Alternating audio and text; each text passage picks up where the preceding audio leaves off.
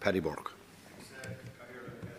I'd like to congratulate everybody that put their names forward as well for the local elections and for the European elections.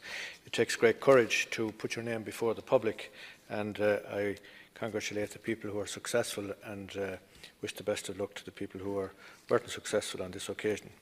I'd like to support the call for a debate in relation to reform of the electoral register. And we've heard many issues that have been raised over the last number of weeks in relation to how difficult it is to get a vote. Now, there are people who go on holidays. They have their holidays booked before elections are called, so they should be entitled to vote. It should be made easier for them to get a vote and to register to get a postal vote. It should also be made a lot easier for people to register to vote if they're not registered, besides having to go to the local Garda station, and in some cases where some people are sick that have to go to the doctor. So there is a lot of things that can be done to make it much easier for a lot of people to vote at our elections.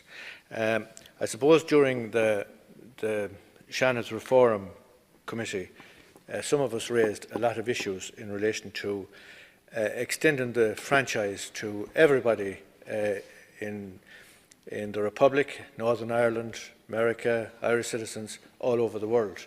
And we can see now from the ballot paper in Ireland South the logistics of having such a large ballot paper.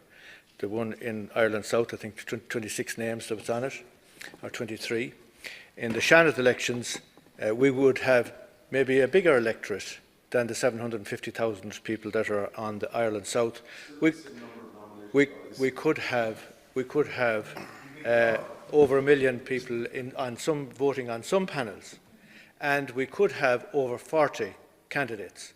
So you can imagine the logistical problems with the size of the ballot paper, with the size of the accounts, with the number of counts, and I would think that if we had an election of that sort now, that the count wouldn't be over until Christmas.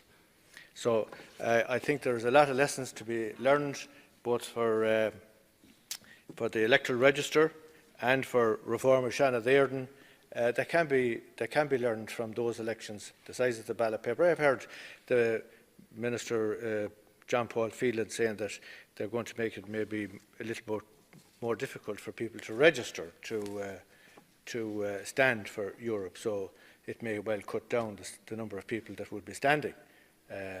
So that's what he said. But that's what he said.